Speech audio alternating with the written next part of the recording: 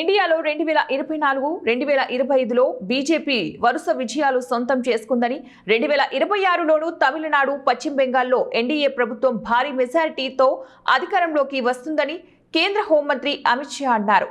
2 రోజుల పర్యటనలో భాగంగా ఎదుర్కోటలో ఆదివారం నాడు ఏర్పాటు చేసిన సభలో ఆయన మాట్లాడుతూ, ఈసారి తమిళనాడులోని కుటుంబ పాలనకు ముగింపు పలుకుతామని చెప్పారు. తమిళనాడులో కుటుంబ పాలనకు స్వస్తి చెప్పేందుకు సమయం ఆసన్నమైంది. మొదట కరుణానిధి, ఆ తర్వాత స్టాలిన్, ఇప్పుడు ఉదయనిధిని ముఖ్యమంత్రిని చేయాలని కలలు కంటున్నాయి. ఈ కలలు నెరవేరవని అమిత్ షా అన్నారు. ప్రజా సంక్షేమం కంటే వారసత్వ రాజకీయాలకే డీఎంకే ప్రభుత్వం, ముఖ్యమంత్రి ఎంకే స్టాలిన్ ప్రాధాన్యతనిస్తున్నారని విమర్శించారు.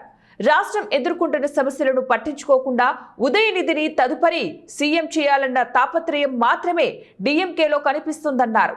తమిళనాడులో మహిళలకు భద్రతకు గ్యారంటీ లేదని, శాంతి భద్రతలు లోపించాయని విమర్శించారు.